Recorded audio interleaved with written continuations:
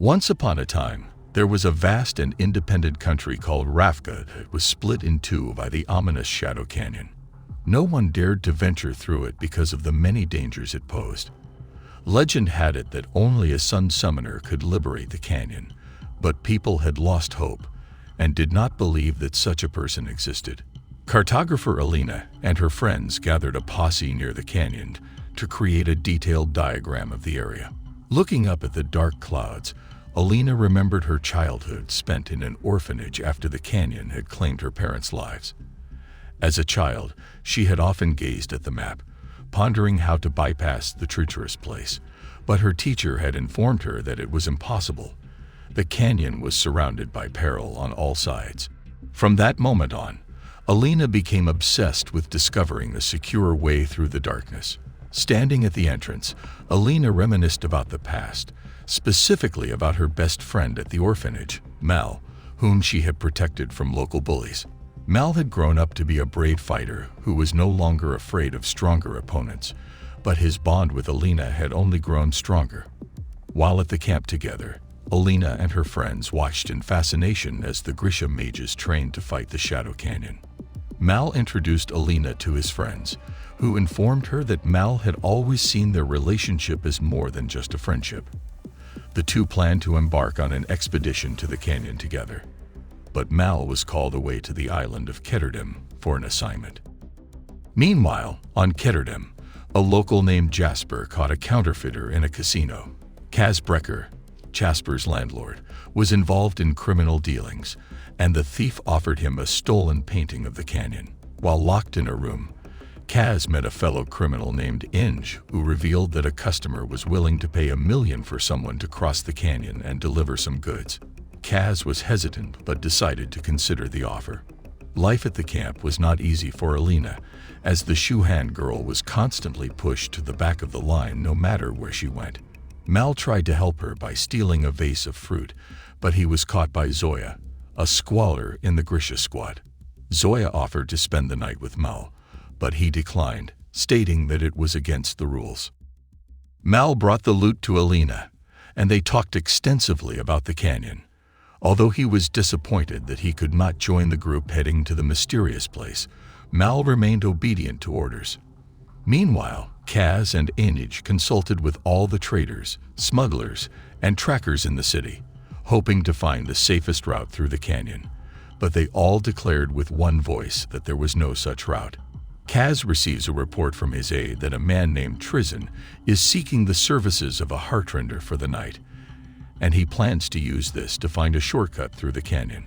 However, Pekka Rollins is also aware of the shortcut and is currently visiting his old friend, the owner of a gambling club. Rollins demands a heartrender and takes over the Orchid Night House, where he knows one works.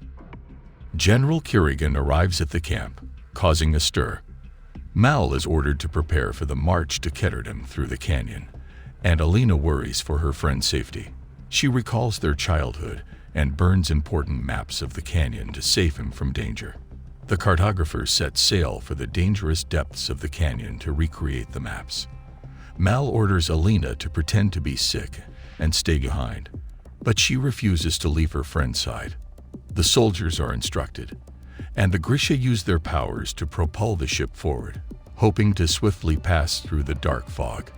However, as soon as they enter the cloud, they hear the howls of Volcra, the canyon's most dangerous predators. One of the soldiers panics and lights a lantern, revealing their location to the monsters. Chaos erupts as Volcra attack the crew, snatching them away from the ship. In the chaos, one crew member jumps off the deck in fear, while Alina watches a Volcra snatch Mal. She shoots the monster, but Mal's wounds are too severe, and he dies in her arms.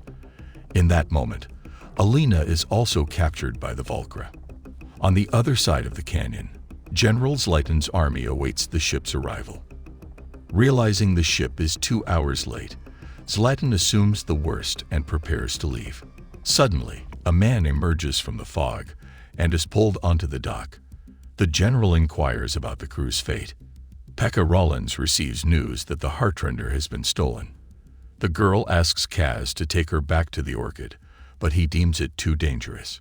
Kaz takes the girl to Trizin, and in exchange for the favor, asks for a job and safe passage to the other side. Trizin takes them downstairs, where they meet Alexei Stepanov, a man who crossed the canyon on foot 3 weeks prior and is now tied to a chair. Stepanov informs them that their ship was attacked by Volkra, but an unknown device saved them, and he cannot say more without the help of a heartrender. The heartrender begins her work, and Stepanov reveals that he was saved by the Sun Summoner, who was previously thought to be a myth. The sorceress is revealed to be Alina. Trizin disposes of Stepanov and offers Kaz the chance to join his expedition to find Alina Starkova. As a teenager, Alina escaped from testing to avoid being separated from Mal, her friend. On the ship, Mal looks for Alina's hand, but she is taken away. Inge thinks the plan is insane, but Kaz is determined to see it through, even if he has to go alone. Alina is brought before General Kirigan, but does not understand why she is there. Mal rushes to the general's tent to save his friend from dangerous experiments, but it is too late. Kirigan reveals Alina's magical origin by running a sharp claw through her vein, causing a beam of fire to rise through the tent walls and into the sky. Pekka Rollins visits Kaz and asks him to give up the trip and forget about the money, offering to spare his life in return. Kaz refuses, determined to see his plan through. He meets a woman who survived passing through the canyon and tells him about a guide who can help them. Alina is outraged when she receives orders to be taken to the palace, despite her attempts to find Mal. As she is carried away in a carriage, her friend chases after her, but his sore leg hinders him. Along the way, Alina is informed by her new friends that she possesses a unique ability as a Grisha. Only the Sun Summoner can vanquish the dark forces of the Shadow Canyon. The carriage comes to a halt due to a roadblock. The guards step out to assess the situation, and the carriage falls prey to the witch hunters who are bent on wiping out all Grisha. At the 11th hour, Kirigan comes to Alina's rescue, saving her life. The other mages are either killed or flee, and the general takes only Alina with him. After a long ride on horseback, Alina requests a break and demands an explanation for what's happening. Kirigan echoes the words of the soldiers, explaining that she is a long-awaited savior who alone can defeat the evil of Shadow Canyon. Despite her reluctance, Alina asks to be relieved of her powers and allowed to return to her loved ones. The general advises her to embrace her destiny, and they continue their journey to Kirigan's castle. Kaz visits a friend and learns of a guide who can lead them safely through the dangerous canyon. Upon arriving at the guide's house, Kaz is surprised to find Inge there. He urges her to join him in his search for Alina. Meanwhile, Kirigan takes Alina to the palace, where she is held as a prisoner rather than an honored guest. Mal contemplates running after Alina, but his friends caution him against taking such a risky step. Kaz persuades Inge to join him, leaving the deed to her club with the landlady as a guarantee. The landlady agrees to the terms, hoping to take over the casino once Kaz fails to fulfill his part of the bargain. Despite the distance between them, Alina and Mal think of each other, yearning to be reunited. Alina's first morning at the palace is marked by the attention of servants who treat her like royalty and prepare her to meet King Peter. Meanwhile, Kaz's plan to kidnap Alina and cross the canyon safely is thwarted when the witch hunters abduct Inge. Undeterred, Kaz makes a list of everything they need and sets a time for their dangerous journey. Alina, dressed in a peculiar costume, is brought to meet the king by the dressmaker, who instructs her on how to behave. She attempts to ask her friend about escaping the palace, but a general intercepts her and introduces her to the king and queen. The general promises that Alina will change the future, and in the throne room, he helps her demonstrate her gift by summoning the sun. Kirigan pledges to train her and free the canyon. Nana finds herself among other Grisha prisoners on a ship awaiting trial. The guide leads the travelers into a black cloud of smoke and locks them in a huge iron car for their journey.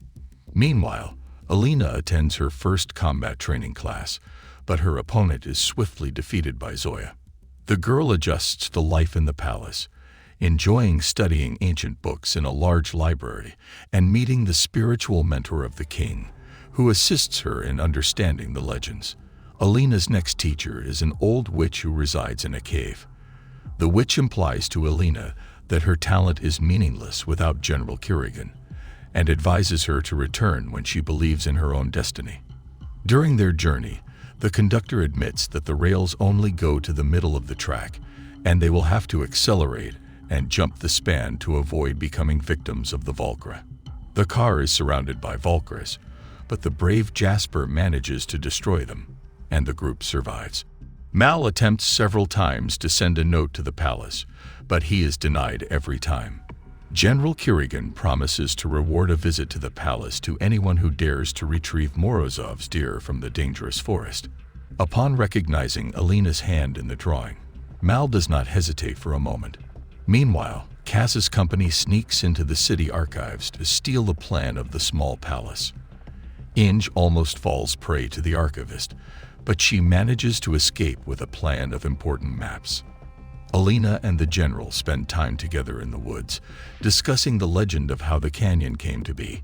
Alina confesses that she is afraid of failing and incurring people's wrath, but Kerrigan reassures her and promises to stand by her side. Mal's friends accompany him into the woods to search for the deer. Nana refuses to eat and talk to the Punisher, stating that witches have never wished harm upon people. The conduit finds a way into the palace by offering Inge to take his place. Alina learns to control the sun, but the old witch scolds her for being lazy. Grisha manages to create a fireball out of spite and travels to the orphanage, where she was tested for her abilities, but she cheats the commission by suppressing her pain.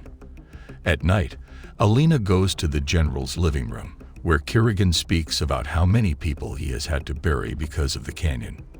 From his anger, darkness thickens around him. I hope you're enjoying the content that I'm creating. If you like what you're seeing, please like, comment, and subscribe. And don't forget to tell me what I should fix or improve on in the future.